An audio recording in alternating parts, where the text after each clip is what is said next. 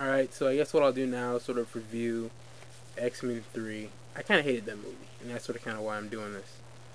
The original X-Men movie was the movie that sort of got me started reading comic books and, sort of started, me liking superheroes. And other movies that were based on comic books. And I really liked the first two X-Men. They were awesome to me.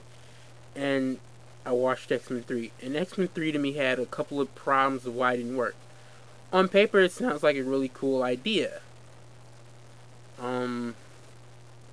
There's this medicine that will make mutants not mutants.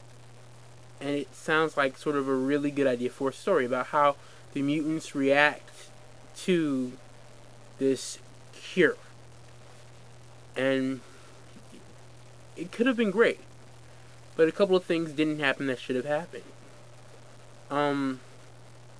The first problem of the movie is, I think, the problem that all the rest of the problems of the movie stem from. And that's, they spend the entire first hour going over what happened in X-Men 1 and 2.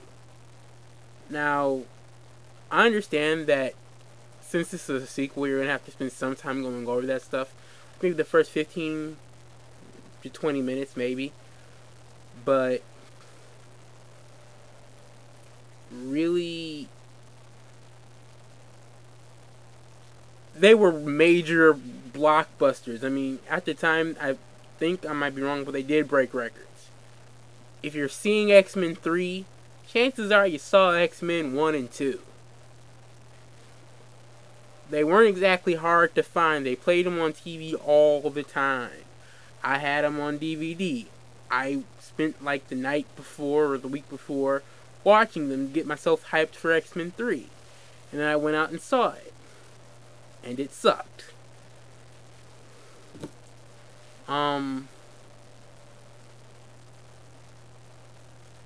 The next problem, I think, results from that. The thing that movies have in common is that there isn't really enough time for a really good character development. That's why most really great movies are like 3 hours long. Because they spend that extra time developing characters. The Godfather, Lord of the Rings, which is 9 hours long. And yes, I know some people are going to say, yeah, but it's 3 movies. No. Lord of the Rings, don't fool yourselves. Lord of the Rings is one movie. Okay, this is going to be another sort of mini rant. But Lord of the Rings, the end of Lord of the Rings didn't end at the logical ending point. When I say the end of Lord of the Rings, I really mean the Fellowship and the Two Towers. It didn't end on the logical ending point. The movie that sort of kind of ended on the logical ending point, or actually ended after the logical ending point, was The Return of the King. The others two didn't end on the logical ending point, which basically means that the sequels are going to be continuations of the story. Now, there are other movies that did that and then had sequels, and which is why the sequels sucked. Case in point, Pirates of the Caribbean. I like the first Pirates of the Caribbean. Second two, not so much. And the reason is because the first Pirates of the Caribbean ended on a logical ending point. All the loose ends were tied. All of them. The Ghost Pirates, their curse had ended. They died. They were allowed to just sort of fade away. Jack, he has his shit back. He's cool. He's set. And then Keira Knightley's character and William, they're together again. They're back in Port Royale. Everything's great. You can't really go back to the well and try to think, okay, what do? We have to sort of create new conflict. Although all the characters are exactly where they want and need to be, we have to figure out something. Some horrible, completely made up device that doesn't work whatsoever to get them back in trouble. And they made up this whole Davy Jones locker thing. Which sucks because Jack would have been worried about it at the end of the first movie. He's not. He's happy. He's humming. He's like, and really bad eggs. Right, but whatever. back to X-Men 3. So there isn't really enough character development. And my case in point is Rogue's story. Rogue has to make a really important decision, and we never really see her making that decision. They don't really go to her enough. And that suffers. That makes the movie suffer, because at the heart of it, the whole entire point of the movie is whether or not mutants are gonna disregard the fact that they're being insulted and say, yeah, maybe it would be better to not be a mutant and take the cure. That is at the heart, the most important fact of the movie. All this smash and bash and stuff, great. Like it. But at its heart, it's about how the mutants react to this drug.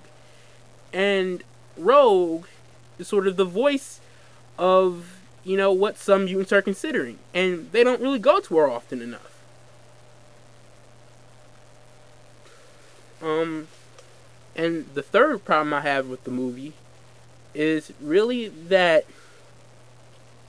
there were a lot of really cool characters from the comics that were just sort of thrown in, and they didn't really get the time they deserved. They're just sort of thrown in there. Cases in point are Dark Phoenix. In the comics, she's really cool. Her backstory is awesome. And she's just sort of ignored. And the Morlocks, which are like a major part of the X-Men mythos. I mean, I know I just mispronounced that word. Whatever. But, I mean, their backstory is awesome. And I know there's a lot of aspects of it that couldn't be put into a Hollywood movie with, Dark Beast coming from the future and doing a bunch of genetic experiments and stuff. But basically, it's the fact that there are mutants that can't pass for human. So they've created this sort of underground society for themselves. That works within the story. But it didn't get developed enough because there wasn't enough time, because they spent the entire first hour focusing on X-Men 1 and 2. Which they didn't need to do, because everybody who saw X-Men 3 saw X-Men 1 and 2. I mean, Calypso, great character. What really hurts me is that X-Men 2 did a better job at it. Case in point, Nightcrawler. I loved how they treated Nightcrawler. He's almost in the entire movie. He has really great lines. He has really great character development. This is a character who, after you saw him in the movie, you wanted to go read about him in the comics.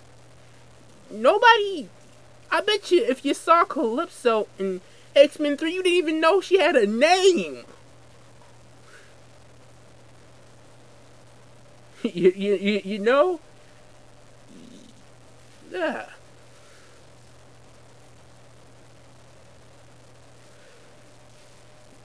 I mean, there's something else, but it escapes me at the moment. Give me a sec. Thinking. God. The action was really good, though. I mean, the action was great, but X-Men 1, when I think about it, didn't really have that much action, but it had so many great, awesome moments that didn't really need it. Case in point, Wolverine punching the knuckles of that guy in that first fight. Boom. Hear that clank. Not a lot of action.